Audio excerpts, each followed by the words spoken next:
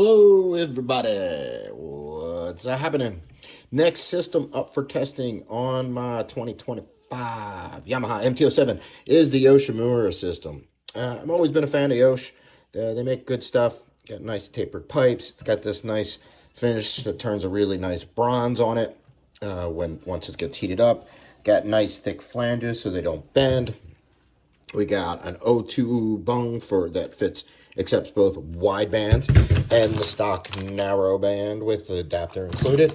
They give you a spring tool and they have online instructions. And installing exhaust on the MT07 is definitely one of the simplest bikes you'll ever install an exhaust on. But if I run into any issues, which I don't think I will surely call them out. And then we'll get this fully street mapped and dyno mapped and all that good stuff I normally do. So I know I got a few people waiting on this pipe to send me their ECU for their 25 MT07. So this one's for you guys. A little teaser. That's really the MT09 with the R9 Aero exhaust on it. Been working on the DNA Stage 2 street tuning with the Aero full R9 system. Really about there. Got one more data logging ride I want to do just for verification, but you can tell from them heat cycles that titanium looks pretty. All right, back to the MT07. So the Yoshimura is on. Went on mostly easy. So two tips. One, the exhaust gaskets that I always talk about. And so there's some springs that mount to the flanges up there. Make sure you hang those springs from the flanges before you bolt them up. Otherwise, you're going to have some choice words like I did for Mr. Yoshimura as you try to put those springs in there. Otherwise, system went on really easy. Looks really good. Sounds really nice.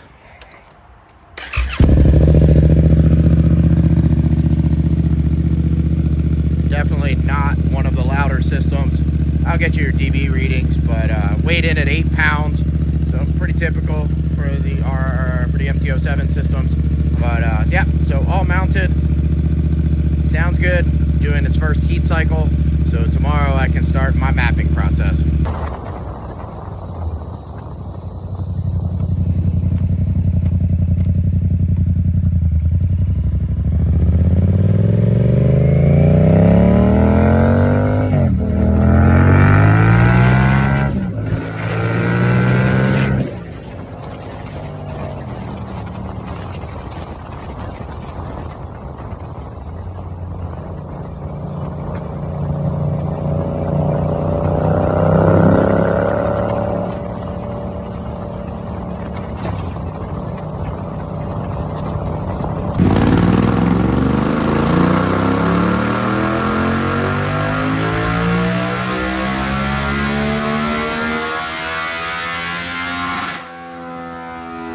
Man, do I really like this pipe.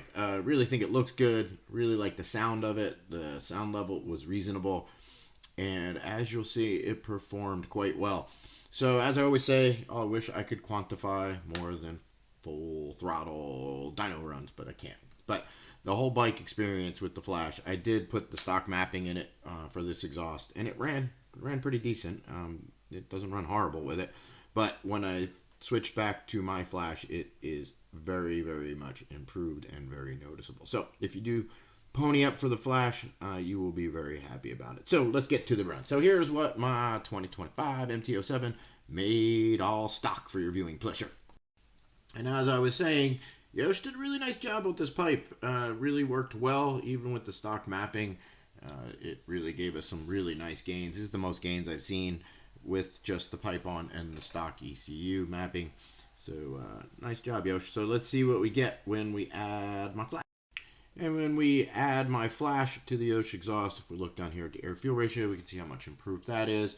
The run, again, not crazy huge difference as far as peak power on a dyno run, but the experience in riding a bike is very different. Throttle response is much improved, and it's just a better overall bike. Let's see where we're at now compared to where we started. And now we're talking. Yeah, we've got some really nice gains here, right? So almost 8 horsepower. So if we just compare peak number at the old peak to the new peak, I don't really think that gives a whole picture, because literally the old peak is this like 100 RPM blip here. But really more appropriate, I think, to compare new peak versus where it was at the old peak or whatever. Look at it any way you want, I guess. But you can see across the top there is zero comparison to where it was to where it is now, and it holds above the old peak all the way out to red line. Gains basically start from idle, and huge torque. Let's look at the torque curve and what just that and how that looks. Much like the horsepower curves, if we just look at new peak versus old peak, it really doesn't tell the whole story. Let's take a closer look at this, and we see the old peak of torque was all the way up almost by 7,000 RPMs, where then it starts to fall off. So, not really usable, or not really as useful as the new peak, which is now back here just a little bit above, like right around 5,400 RPMs. And you can see basically between 5 and 6 grand, we have almost that peak torque number, which really is really nice for riding. Really, really quite noticeable. And in that area, it's basically a gain of around 5 pound-feet of torque, which, very much noticeable. That's over 10%. So good stuff, good stuff. So thanks, guys, for watching. Remember to hit that subscribe and like button for more motorcycle-related content. Head on over to Vcyclenut.com for all your performance motorcycle needs. Make sure you check out all my other 25 MT07 content, either here in YouTube or on my page website, which will be linked to in the description. Thanks again, guys. Ride safe. Appreciate y'all.